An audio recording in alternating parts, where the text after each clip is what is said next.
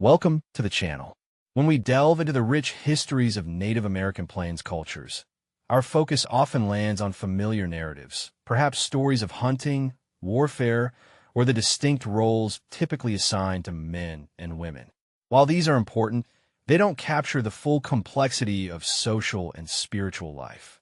Today, I want to explore an aspect often overlooked or misunderstood: the presence and significance of diverse gender identities and roles within many Plains tribes, identities that existed beyond a simple male/female binary.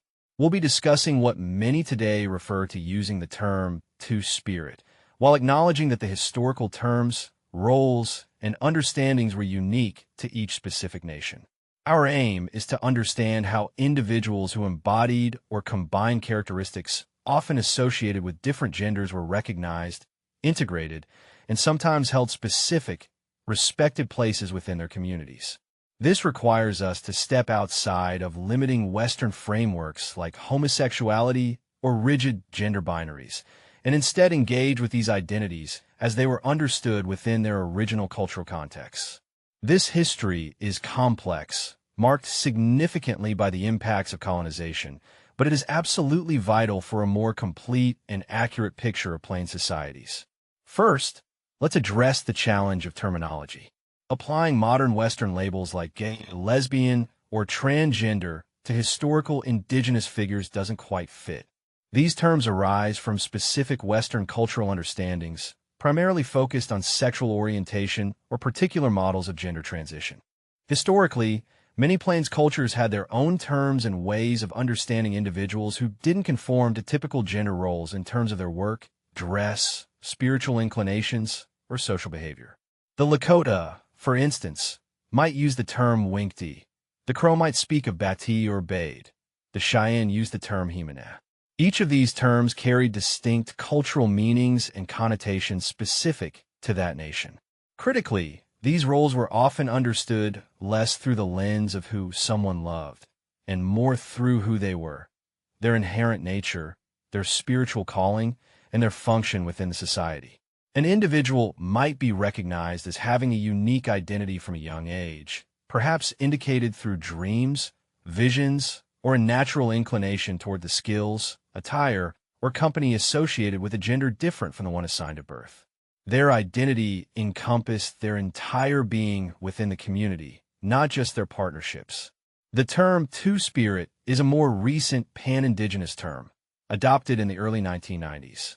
It was chosen by Indigenous people themselves as a way to replace the deeply offensive colonial term berdache, and to convey the concept of possessing both masculine and feminine spirits within one person. While two-spirit is a valuable term for contemporary solidarity and understanding, it's important to remember it's an umbrella term. It doesn't fully capture the unique nuances of each tribe's specific historical roles and language. We use it cautiously today as a point of entry, always keeping in mind the vast diversity it represents. So, what specific roles did these individuals, those we might now collectively refer to as two-spirit, fulfill within Plains societies? Again, the specifics varied greatly, but several common themes emerge from historical accounts and oral traditions. They often excelled in specialized labor, sometimes mastering crafts typically associated with the gender they identified with, or uniquely combining skills from both male and female domains. For example, a male-bodied individual recognized as two-spirit might gain renown for exceptional quill work or intricate beadwork, arts often practiced by women. Conversely, a female-bodied two-spirit person might distinguish themselves as a skilled hunter, a warrior, or even hold positions of leadership, roles frequently held by men. They could effectively bridge the traditional divisions of labor. Spirituality was often central to their identity. These individuals were frequently perceived as having a distinct spiritual status or power. Their ability to embody or navigate between different gender expressions was often seen not as a deficit, but as a sign of special spiritual insight, balance, or connection. Consequently, they might serve vital functions as healers, medicine people, conductors of ceremonies, interpreters of dreams, or keepers of sacred community knowledge. Their unique perspective, grounded in multiple spiritual energies, can make them powerful intermediaries between the physical and spiritual worlds. In the social sphere, they often played important roles as well. They might be sought out for naming children, arranging marriages, caring for orphans, preserving oral histories, or even mediating conflicts. Their unique position sometimes allowing them to navigate different social groups effectively. Crucially, in many Plains cultures, prior to the full force of colonization, individuals recognized as Two-Spirit were generally accepted and integrated members of their communities. They weren't typically ostracized or marginalized. Their difference was often understood as a natural variation, sometimes even a sacred gift, that contributed to the community's overall well-being. Their status could range from highly respected spiritual leaders to valued artisans and community members. And what about relationships? Historical sources and oral histories do indicate that Two-Spirit individuals often formed lasting partnerships, which could include intimate relationships with people of the same assigned birth sex.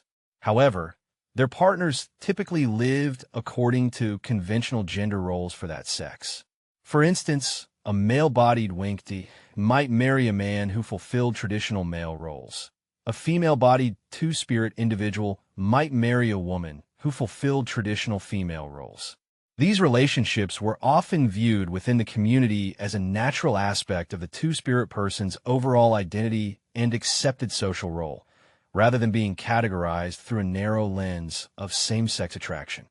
It's vital, however, not to reduce the entire complex identity of Two-Spirit people solely to their partnerships. Their social and spiritual contributions were paramount. This acceptance and integration faced a devastating assault with the arrival and expansion of European colonial powers. Colonizers, including missionaries, government officials, and settlers, operated within strict, binary, and heteronormative views of gender and sexuality. They looked upon indigenous gender diversity and same-sex relationships with condemnation, viewing them as sinful, deviant, or proof of perceived savagery. What followed was a period of intense oppression. Missionaries condemned Two-Spirit traditions. Colonial governments refused to recognize Two-Spirit individuals or their relationships, actively undermining their traditional roles and status.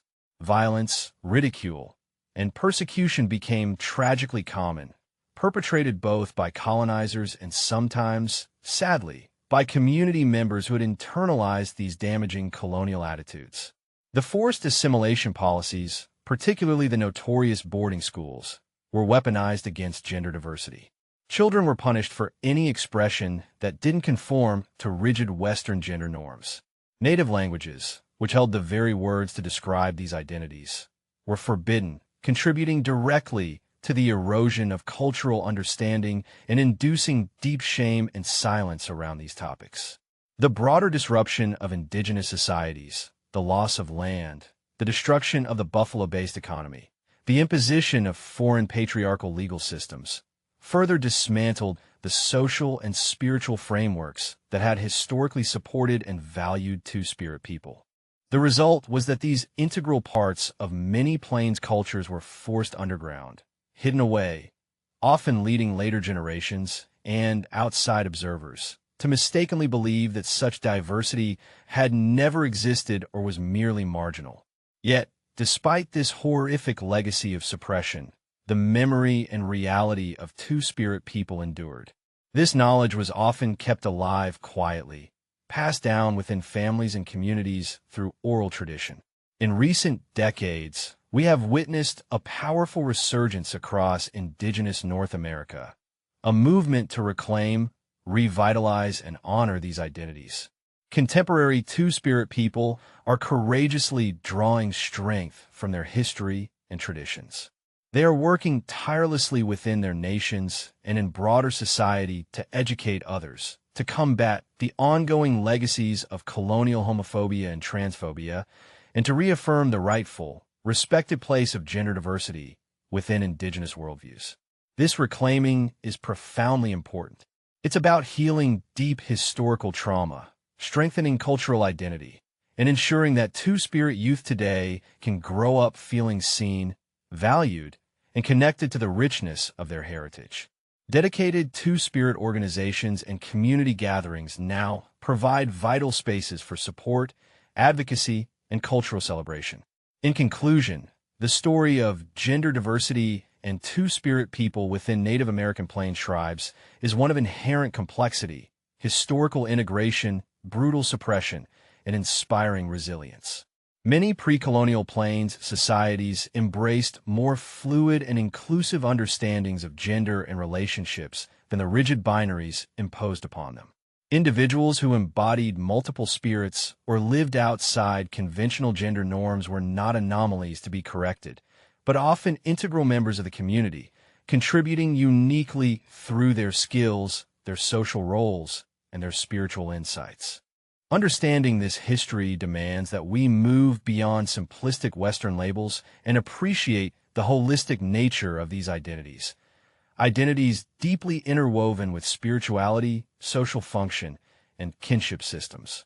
While the devastating impact of colonization sought to erase this diversity, the ongoing reclaiming of Two-Spirit identities powerfully demonstrates the enduring strength of Indigenous cultures and underscores the vital importance of recognizing and honoring all members of the community. It serves as a crucial reminder that diverse expressions of gender and love have ancient and profound roots in the Indigenous cultures of this land. Thank you. If you have any questions, please leave them in the comments.